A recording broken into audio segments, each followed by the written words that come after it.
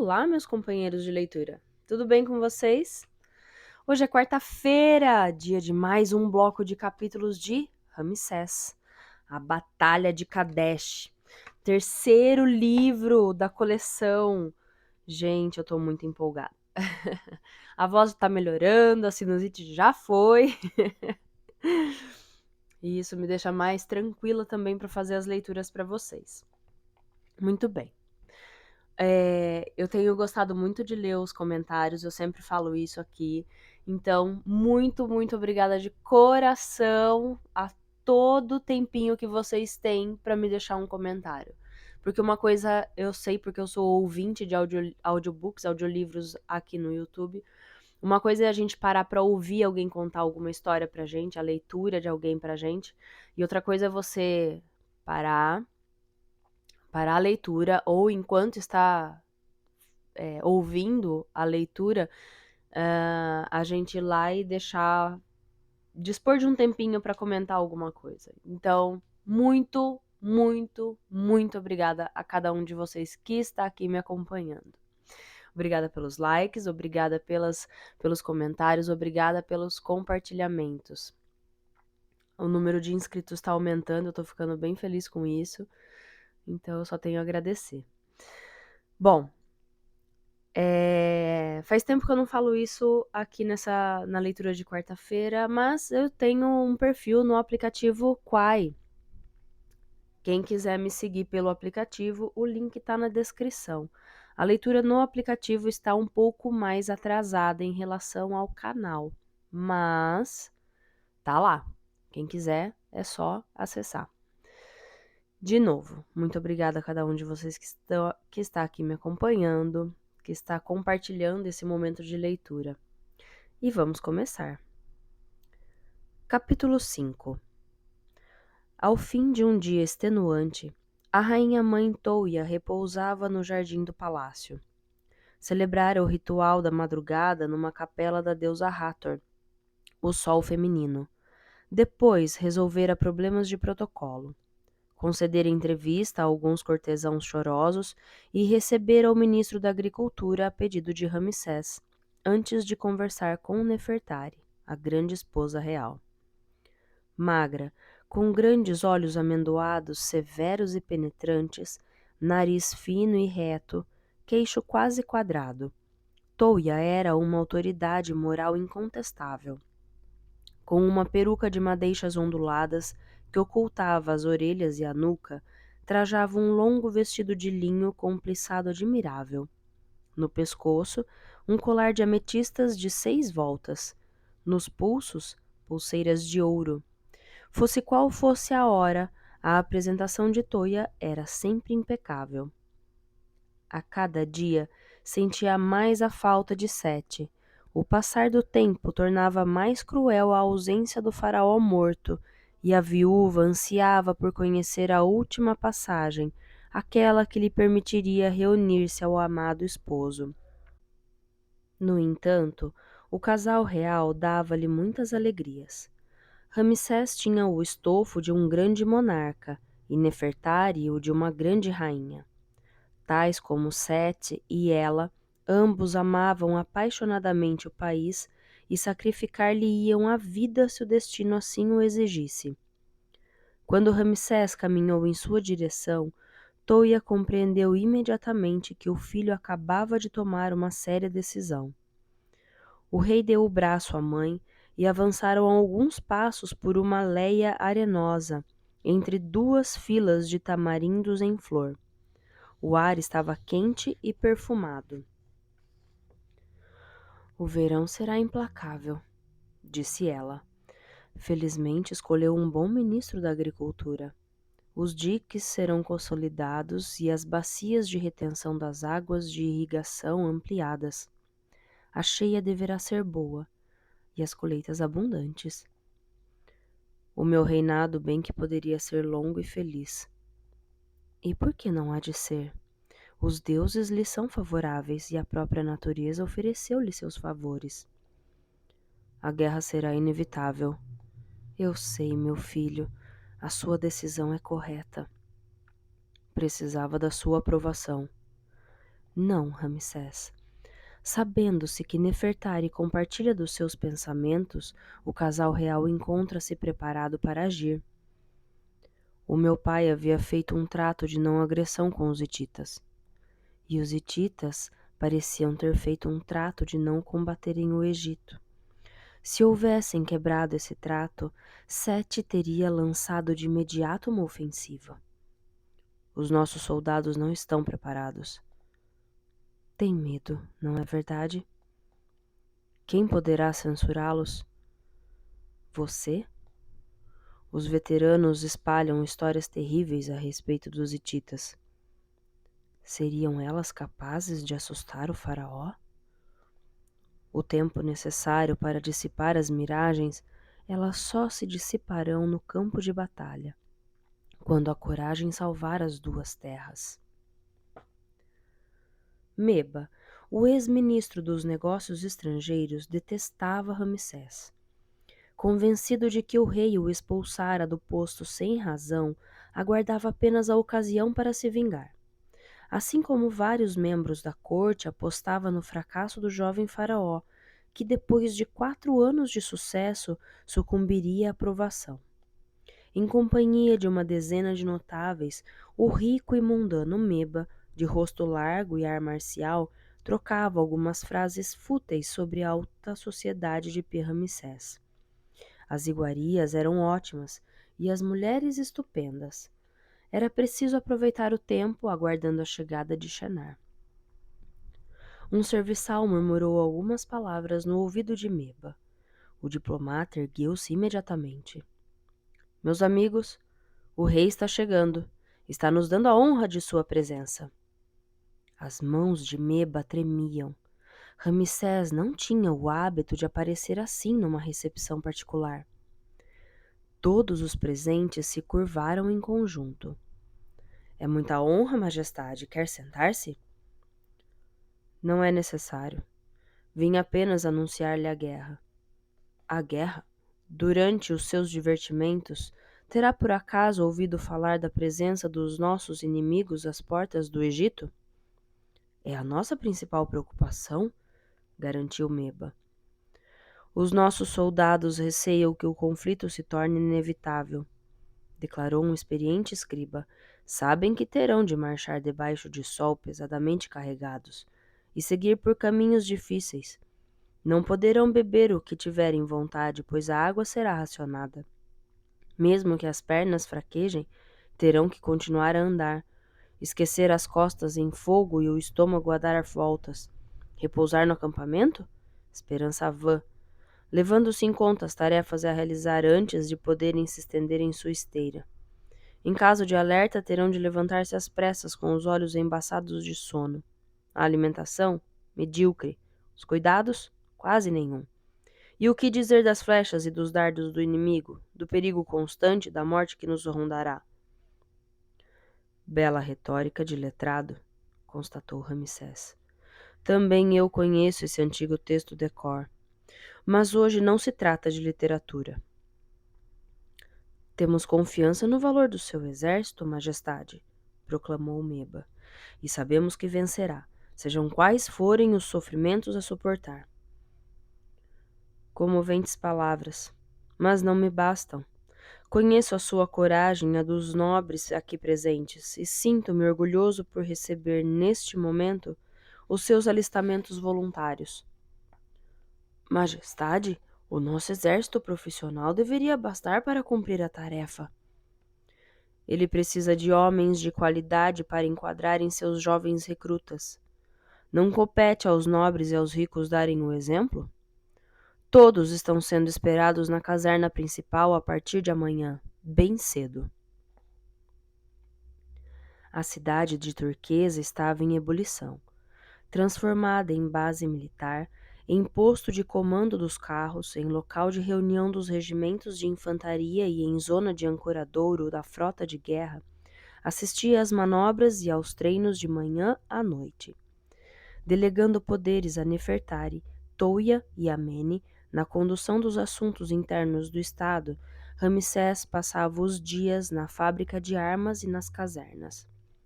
A presença do monarca transmitia segurança e entusiasmo. Verificava a qualidade das lanças, das espadas e dos escudos. Passava em revista os novos recrutas. Conversava tanto com os oficiais superiores quanto com os soldados, prometendo a todos um soldo proporcional à sua bravura. Os mercenários tinham certeza de receberem ótimas recompensas se conduzissem o Egito à vitória. O rei dava especial atenção ao trato com os cavalos, pois da boa condição física dos animais dependeria, praticamente, a sorte da batalha. No centro de cada cavalariça construída sobre pavimentos de pedras atravessados por valas, um reservatório de água servia simultaneamente para saciar a sede dos animais e manter a limpeza. Ramsés inspecionava diariamente diferentes estábulos, examinava os cavalos e castigava severamente as negligências. O exército reunido em Pi-Ramsés começava a funcionar como um grande corpo regido por uma cabeça para a qual apelavam em todas as circunstâncias. Disponível, atuando com rapidez, o rei não permitia qualquer falha e cortava de imediato os litígios. Estabeleceu-se assim uma sólida confiança. Cada soldado sentia que as ordens eram dadas com razão e que as tropas formavam uma verdadeira máquina de guerra. Ver tão de perto o faraó, poder às vezes falar-lhe eram privilégios que espantavam os soldados, graduados ou não. Muitos cortesãos gostariam de se beneficiar de tal privilégio. Esta atitude do rei dava aos seus homens uma estranha energia, uma nova força. No entanto, Ramsés permanecia distante e inacessível. Continuava a ser o faraó, o ser único e animado de uma outra vida. Quando o soberano viu Amene entrar na caserna, onde outrora, quando o príncipe o arrancara das mãos de carrascos, ficou meio espantado, pois o seu fiel secretário sentia aversão por aquele tipo de lugar. Veio manejar a espada ou a lança? O nosso poeta chegou a Pi-Ramsés e deseja vê-lo. Instalou-o bem, numa moradia idêntica à de Mênfis. Sentado ao pé de um limoeiro, a sua árvore favorita, Romero saboreava um vinho perfumado, temperado com anis e coentros, e fumava folhas de salva colocadas numa grossa concha de caracol, que funcionava como fornilho de cachimbo. Com a pele untada de azeite, cumprimentou o rei com voz mal-humorada. Permaneça sentado, Homero. Ainda sou capaz de me inclinar perante o Senhor das Duas Terras. Ramsés sentou-se num banco dobrável ao lado do poeta grego. Heitor, o seu gato preto rajado de branco, saltou para os joelhos do monarca. Começou a ronronar logo que este lhe fez as primeiras carícias. O meu vinho lhe agrada, majestade? É um pouco áspero, mas o perfume é delicioso. Como tem passado? Os meus ossos doem, a minha visão continua a diminuir, mas o clima atenua os meus males. Esta moradia lhe agrada? É perfeita. Meu cozinheiro, a criada e o jardineiro acompanharam-me. São ótimas pessoas que sabem mimar-me sem importunar. Tal como eu, estavam curiosos para conhecer a sua nova capital. Não estaria mais tranquila em Mênfis? Já não acontece nada em Mênfis. É aqui que se joga a sorte do mundo. Quem melhor qualificado senão um poeta para percebê-lo? Ouça isso. Apolo descerá do céu, cheio de cólera. Avançará, semelhante à noite, e lançará as suas armas. O seu arco de prata emitirá um som aterrador, e as suas flechas trespassarão os guerreiros. Inúmeras fogueiras se acenderão para queimar os mortos. Quem poderá escapar à morte? São versos de sua Ilíada? Sim, mas será que falam realmente do passado? Sua cidade de turquesa, povoada de jardins e espelhos d'água, está se transformando em campo militar. Não tive outra opção, Homero. A guerra é a vergonha da humanidade e a prova de que esta é uma raça degenerada, manipulada por forças invisíveis. Cada verso da Ilíada é um exorcismo destinado a extirpar a violência do coração dos homens, mas a minha magia parece-me por vezes bem irrisória. No entanto, deverá continuar escrevendo e eu deverei continuar governando, mesmo que o meu reino se transforme num campo de batalha. Será a sua primeira grande guerra, não é verdade? Será mesmo a grande guerra. Assusta-me tanto quanto a você, mas não tenho direito nem tempo de sentir medo. É inevitável? É. Que Apolo guie o seu braço, Ramsés, e que a morte seja sua aliada. Fim do capítulo 5. Capítulo 6. De estatura média, olhos castanhos e vivos, queixo ornado por uma barbicha cortada em bico, Raia tornara-se o mercador sírio mais rico do Egito. Instalado há bastante tempo no país, possuía diversos estabelecimentos em Tebas, Mênfis e Pi-Ramsés. Vendia conservas de carne de primeira qualidade e vasos de luxo importados da Síria e da Ásia. Sua clientela, rica e requintada, não hesitava em pagar um preço elevado pelas obras-primas de artesãos estrangeiros, expostas nos banquetes e recepções para deslumbrar os convidados. Cortês e discreto, Raia gozava de excelente reputação. Graças ao rápido desenvolvimento do seu negócio, adquirira uma dezena de barcos e 300 burros, que lhe permitiam transportar rapidamente alimentos e objetos de uma cidade para outra. Contando com inúmeros amigos na administração, no exército e na guarda palaciana, Raia era um dos fornecedores da corte e da nobreza. Ninguém suspeitava que o amável mercador era um espião a serviço dos hititas, que recebia suas mensagens cifradas, dissimuladas no interior de determinados vasos marcados com um sinal que permitia distingui-los, e que fazia chegar até eles as informações por intermédio de um dos seus agentes da Síria do Sul. O principal inimigo do faraó era assim informado de maneira precisa sobre a evolução da situação política no Egito, do estado de espírito da população e das capacidades econômicas e militares das duas terras. Quando Raia se apresentou ao intendente da suntuosa residência de Shenar, o serviçal do irmão mais velho de Ramsés pareceu aborrecido. Meu senhor está muito ocupado, é impossível incomodá-lo. Nós tínhamos um encontro marcado, lembrou Raia. Lamento muito. Bem, então avise-o de minha presença e diga-lhe que gostaria de lhe mostrar um vaso excepcional, uma peça única devido ao talento de um artesão que acaba de pôr fim à sua carreira. O intendente hesitou. Conhecendo a paixão de Shenar pelas peças de coleção exóticas, decidiu informá-lo, mesmo correndo o risco de importuná-lo. 15 minutos depois, Raia viu uma jovem saindo um tanto maquiada demais, com os cabelos ao vento e uma tatuagem no ombro esquerdo nu. Com certeza uma das encantadoras hóspedes estrangeiras da mais luxuosa casa de cerveja de Pi-Ramsés. O meu senhor está à sua espera, disse o intendente. Raia atravessou um magnífico jardim, cujo centro era ocupado por um amplo lago sombreado por palmeiras.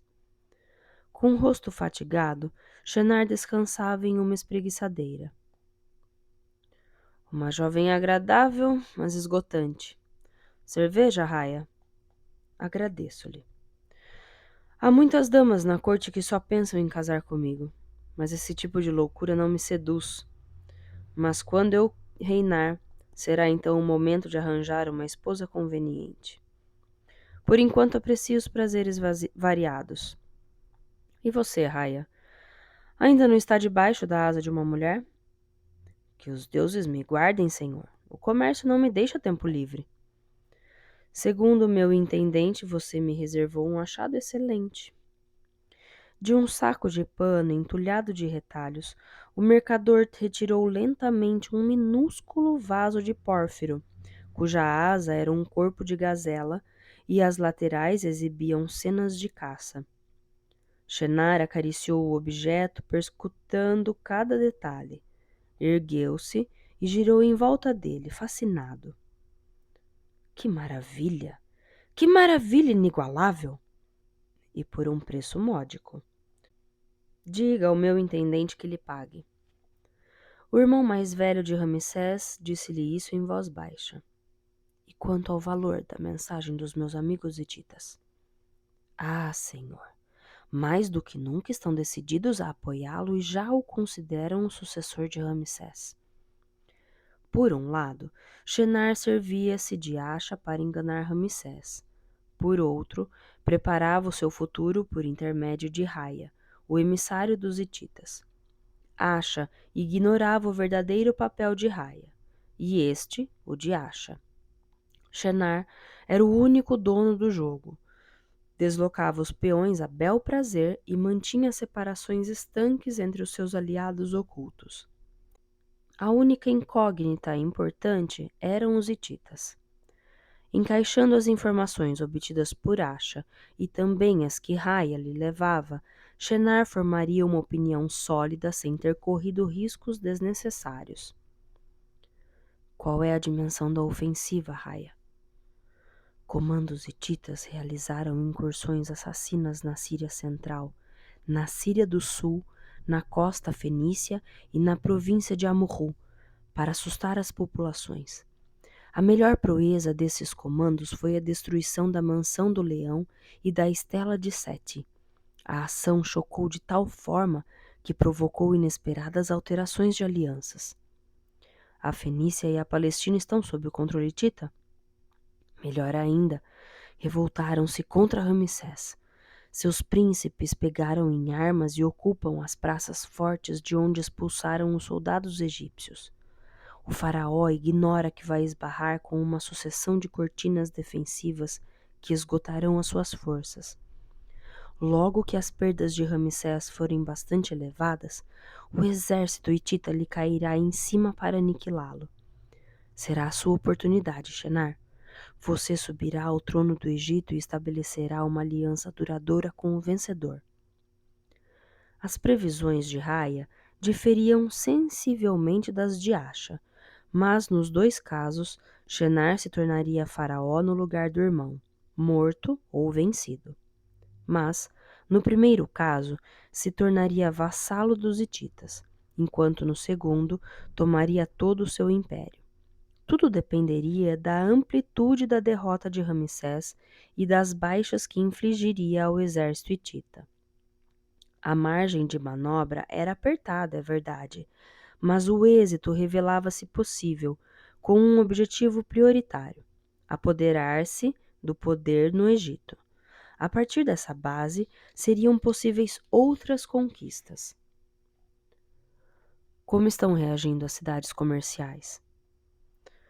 Como sempre, pendem para o lado do mais forte. Alep, Damasco, Palmira e os portos fenícios já esqueceram o Egito para se inclinarem perante Muatali, o imperador de Hatti. Isso não é inquietante para a prosperidade da economia egípcia? Pelo contrário, os hititas são os melhores guerreiros da Ásia e do Oriente, mas péssimos comerciantes.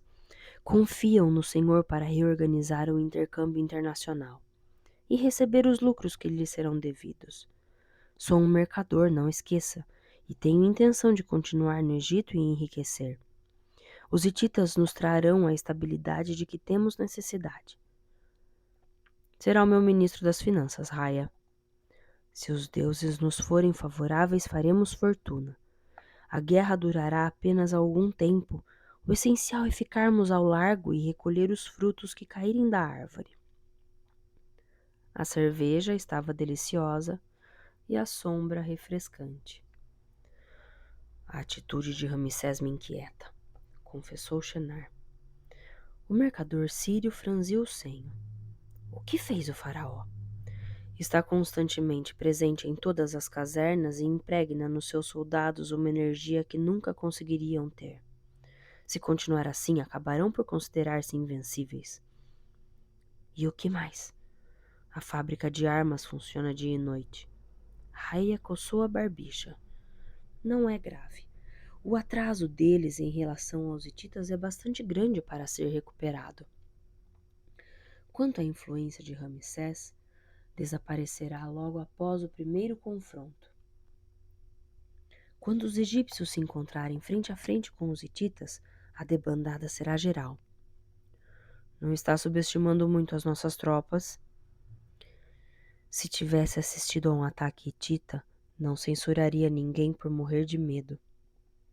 Um homem, pelo menos, não sentirá o menor pavor. Ramsés? Estou me referindo ao chefe da sua guarda pessoal, um gigante sardo chamado Serramana. É um antigo pirata que conquistou a confiança de Ramsés. A sua reputação já me chegou aos ouvidos. Por que ele incomoda? Porque Ramsés o colocou à frente de um regimento de elite, composto em grande parte por mercenários. Esse Serramana pode tornar-se um exemplo incômodo e suscitar atos de heroísmo. Pirata e mercenário. Fácil de subornar. Aí é que você se engana. Tomou-se de amizade por Ramsés e vela por ele com uma fidelidade canina. E o amor de um cão não se compra. Pode ser eliminado. Já pensei nisso, meu caro Raia. Mas é melhor desistir de uma intervenção brutal. Serramana é um sujeito violento e muito desconfiado. Seria capaz de se desembaraçar de eventuais agressores.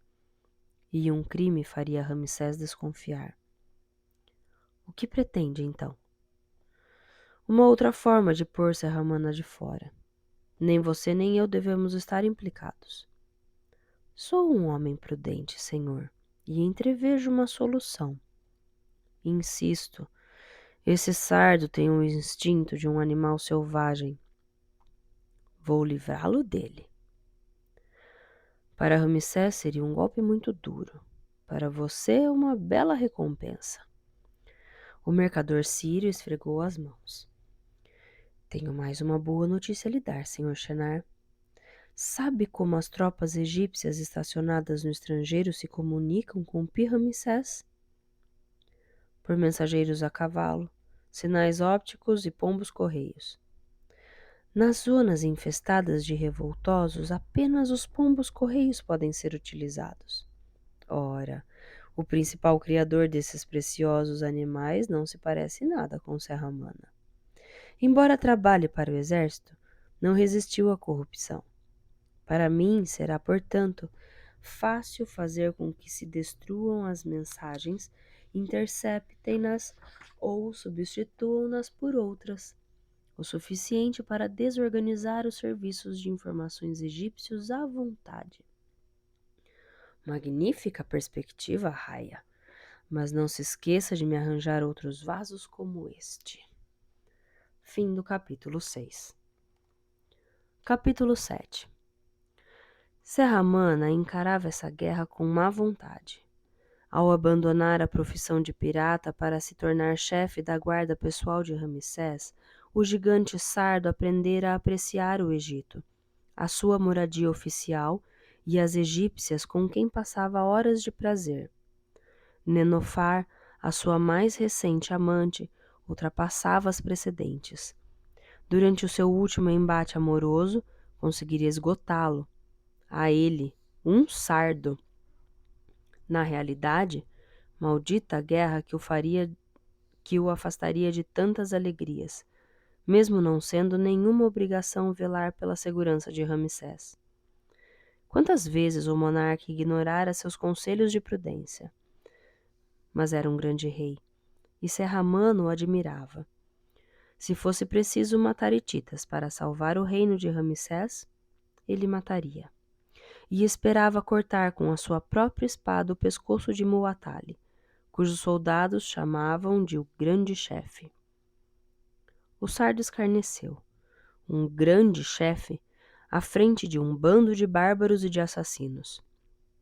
Cumprida sua missão, Serramana perfumaria o bigode retorcido em espiral e logo conquistaria outras Nenofar. Quando Ramsés o nomeara responsável pelo corpo de elite do exército egípcio encarregado de missões perigosas, Serramana experimentou um desses sentimentos de orgulho que restituem o vigor da juventude. Visto que o Senhor das Duas Terras o honrava com tal confiança, o sardo lhe demonstraria com as armas na mão que ele não se enganara, pois o treino que impunha aos homens sob seu comando já eliminara os fanfarrões e os glutões. Ficaria apenas com os verdadeiros guerreiros, aqueles capazes de se baterem, mesmo na desvantagem de 1 contra 10, e de suportarem, sem um gemido, quaisquer ferimentos.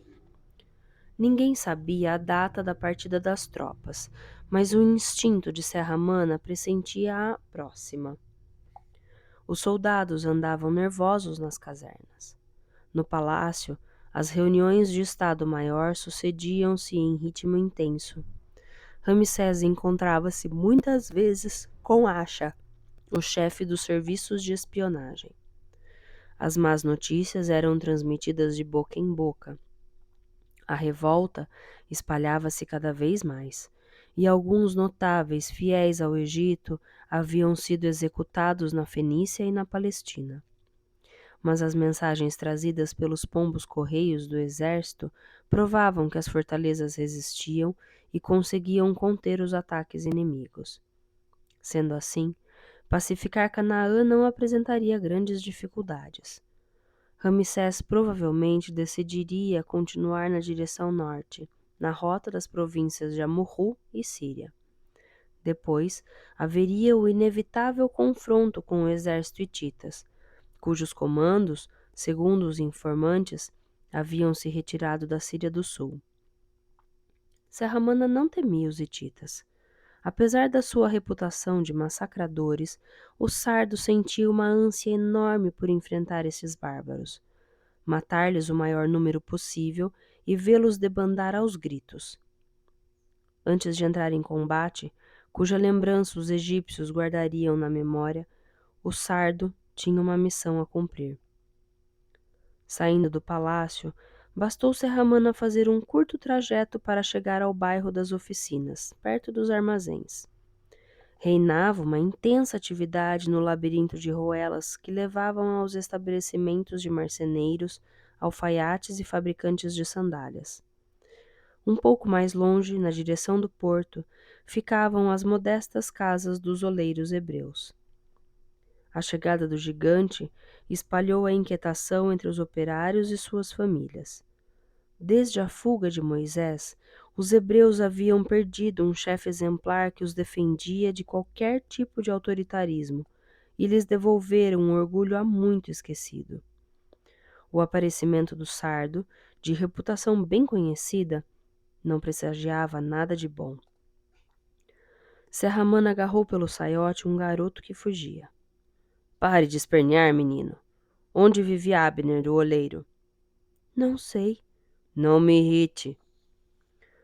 O garoto levou a ameaça a sério e falou sem nada omitir, chegando mesmo a conduzir o sardo até o domicílio de Abner, que se escondera em um canto da sala de entrada envolvido em um manto sobre todo o corpo.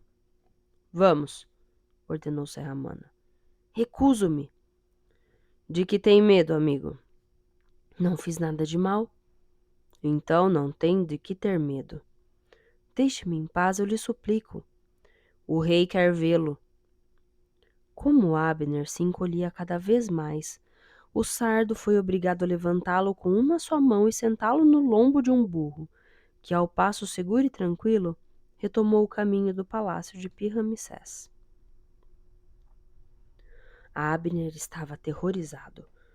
Prostrado perante Ramsés, não se atrevia a erguer os olhos.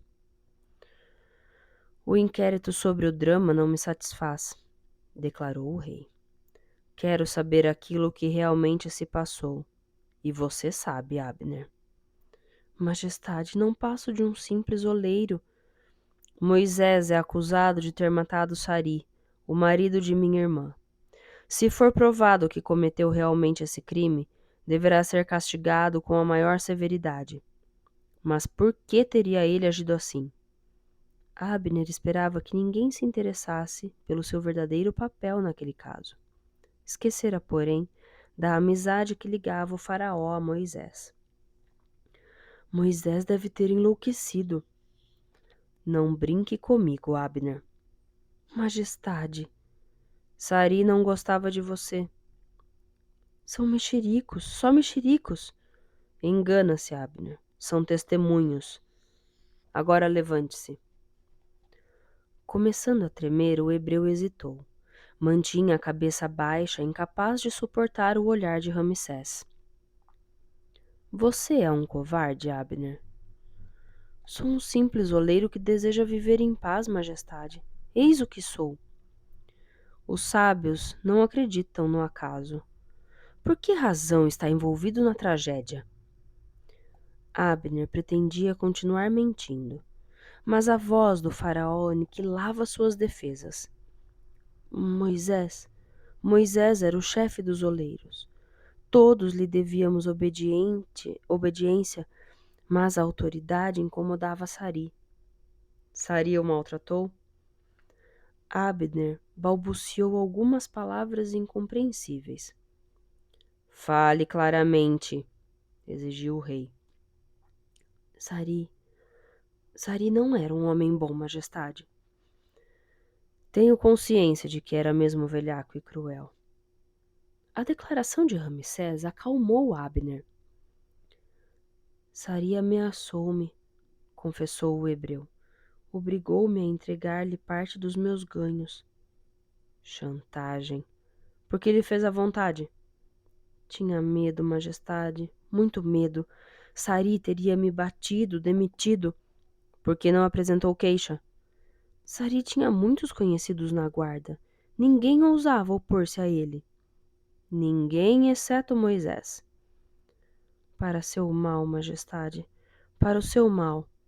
Um mal ao qual você não era estranho, Abner. O hebreu desejou enfiar-se num buraco para escapar da inteligência do soberano, que o penetrava como uma verruma perfurando um vaso. Desabafou com Moisés, não é verdade? Moisés sempre foi bom e corajoso. Quero a verdade, Abner. Sim, majestade, desabafei com ele. Como reagiu? Aceitou defender-me. De que maneira? Ordenando a Sari que não me importunasse mais, suponho. Moisés não era de falar muito. Fatos, Abner. Quero apenas fatos. Estava descansando em minha casa quando Sari a invadiu, dominado por violenta cólica. Cão hebreu! Berrava ele. Atreva-se a falar! Bateu-me, protegi a face com as mãos e tentei escapar. Moisés entrou e atracou-se com Sari. Sari morreu. Se Moisés não tivesse intervindo, morto seria eu. Em suma, trata-se de um caso de legítima defesa. Com o seu testemunho, Abner, Moisés poderia ter sido absolvido por um tribunal e recuperado seu lugar entre os egípcios. Eu não sabia, Por que se calou, Abner? Estava com medo. De quem, se Sari estava morto? Haverá outro contramestre perseguindo-o? Não, não. O que o assusta? A justiça, a guarda. Mentir é uma falta grave, Abner, mas talvez não acredite na existência da balança do outro mundo, aquela que pesará os nossos atos. O hebreu mordeu os lábios. Manteve-se em silêncio, porque receava que os investigadores chegassem até você. Auxiliar Moisés, o homem que lhe salvou a vida, não interessava a você. Majestade? Eis a verdade, Abner. Você queria permanecer na sombra porque também é um chantagista. Serramana soube fazer soltar a língua dos oleiros principiantes que você explora sem remorsos. O hebreu ajoelhou-se em frente ao rei.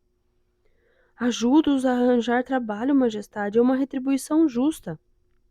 Você não passa de um canalha, Abner, mas o seu valor a meus olhos é imenso, pois poderá inocentar Moisés e justificar o seu gesto. Vossa Majestade vai me perdoar? Serramano levará perante um juiz, que tomará o seu depoimento.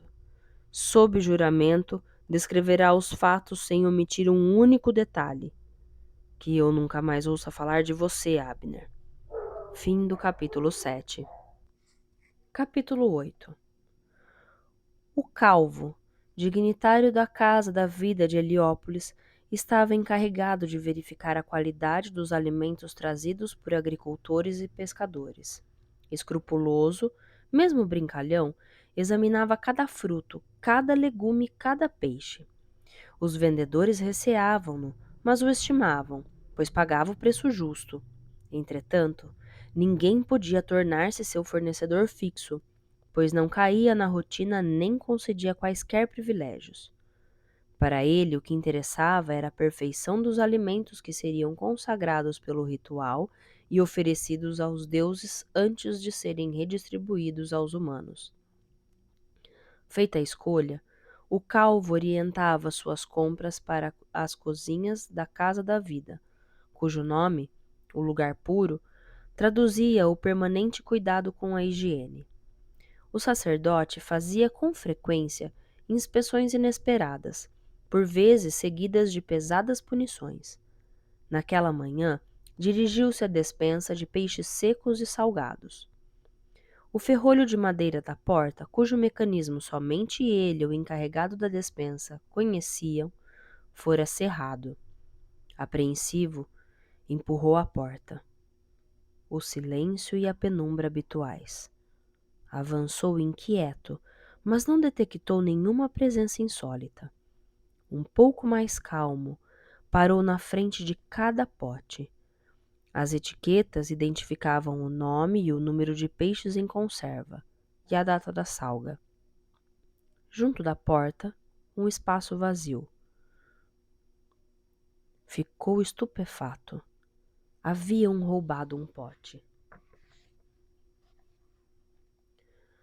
Pertencer à casa da rainha era uma honra com a qual sonhavam todas as damas da corte, mas Nefertari dava mais atenção à competência e à seriedade do que à fortuna ou posição social. Tal qual Ramsés, quando formara seu governo, ela provocara muitas surpresas ao escolher jovens de origem humilde para as funções de cabeleireira, tecelã ou criada de quarto.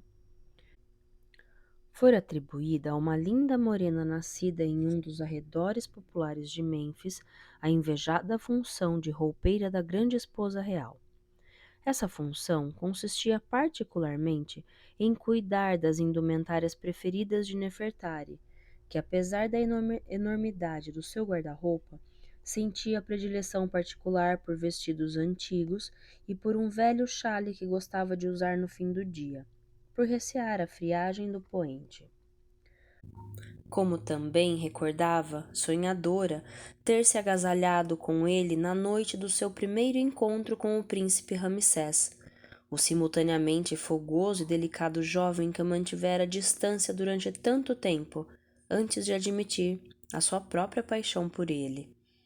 Tanto quanto os outros empregados da casa da rainha, a roupeira sentia pela soberana uma verdadeira veneração. Nefertari sabia governar com graça e dar ordens com um sorriso. Nenhuma tarefa lhe parecia demasiado humilde para ser negligenciada e não aceitava atrasos injustificados nem mentiras. Quando surgia um problema, gostava de ser ela própria a falar com a serva faltosa e ouvir as suas explicações. Amiga e confidente de Toia, a rainha-mãe, e de Nefertari, a grande esposa real, soubera conquistar-lhe os corações. A roupeira perfumava-lhe as roupas com essências requintadas, provenientes do laboratório do palácio, tendo cuidado de não fazer qualquer prega no momento de guardar as roupas nas arcas de madeira e nos armários.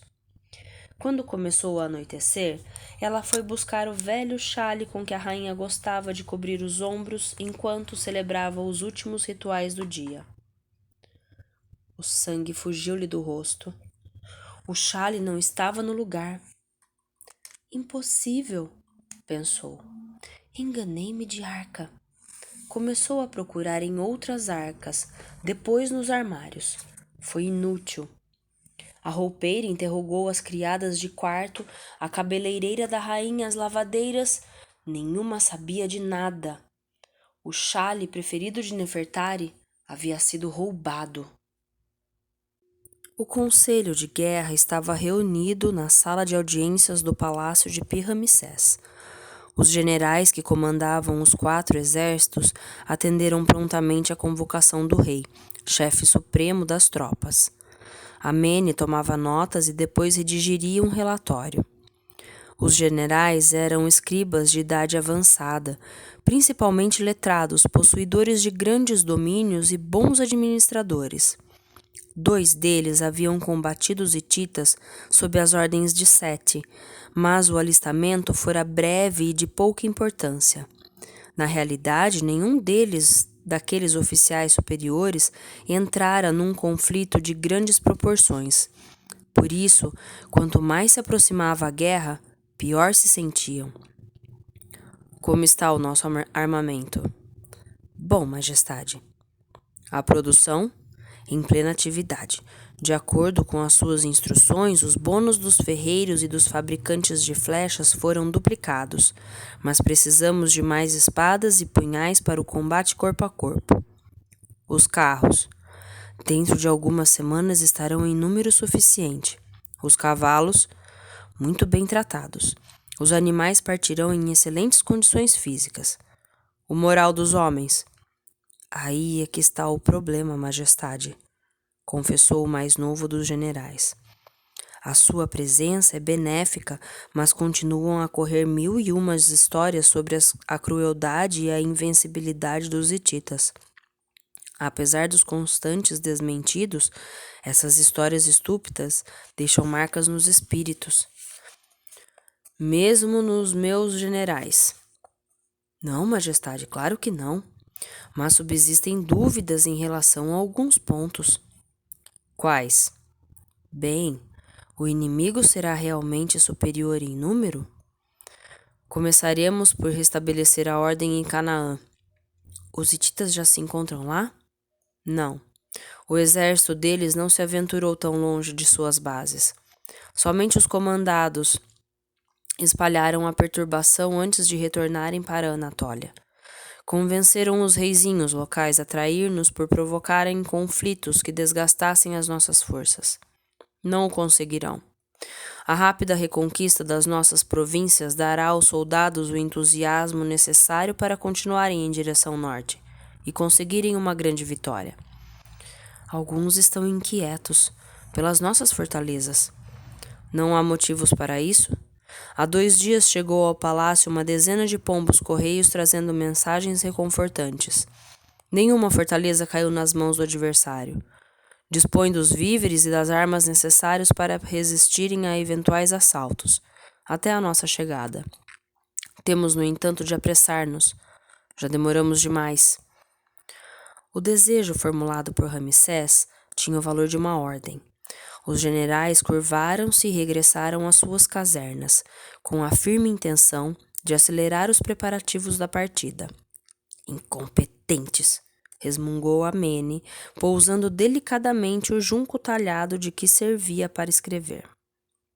Severo julgamento, considerou Ramsés. Olhe para eles! São medrosos! Aferrados a uma vida fácil. Até agora passaram mais tempo refestelando-se nos jardins de suas vilas do que enfrentando um campo de batalha. Como se comportarão na frente dos hititas, cuja única razão de viver é a guerra? Os seus generais já estarão mortos ou em fuga. Sugere a substituição de todos? Não há mais tempo? E mesmo que houvesse, de que adiantaria? Todos os seus oficiais superiores são da mesma laia. Desejaria que o Egito se abstivesse de qualquer intervenção militar? Seria um erro mortal? É necessário reagir, tem razão, mas a situação é clara. A nossa capacidade de vencer depende de você, e somente de você. Ramsés recebeu o amigo Acha tarde da noite. O rei e o chefe dos serviços de espionagem só concediam a si próprios raros momentos de descanso. Na capital, a tensão era cada vez mais perceptível. Em uma das janelas do gabinete do faraó, os dois homens contemplaram o céu noturno, cuja alma era formada por milhares de estrelas. Novidades, acha? A situação está bloqueada. De um lado, os revoltosos, do outro, as nossas fortalezas. Os guerreiros aguardam a sua intervenção. Fervo de impaciência, mas não tenho o direito de arriscar a vida dos meus soldados. Falta de preparo, material insuficiente. Adormecemos durante muito tempo sob uma paz ilusória. O despertar é brutal, mas salutar. Que os deuses o ouçam. Duvida do seu auxílio? Estaremos à altura dos acontecimentos? Os que combaterem sob as minhas ordens defenderão o Egito com o risco da própria vida. Se os hititas alcançassem os seus objetivos, seria o reino das trevas. Já pensou que pode morrer? Nefertari assegurará a regência, e se necessário reinará. Como a noite está bela! Por que os homens só pensam em matar-se uns aos outros? Eu havia sonhado com um reinado tranquilo. O destino, porém, decidiu de outra forma, e não lhe fugirei. Isso poderá ser-lhe hostil, Ramsés. Já não tem confiança em mim? Talvez eu tenha medo, como todos. Descobriu alguma pista de Moisés? Até agora nada. Parece ter mesmo desaparecido. Não, acha. Por que tem tanta certeza? Porque você não fez nenhuma investigação. O jovem diplomata não perdeu a calma.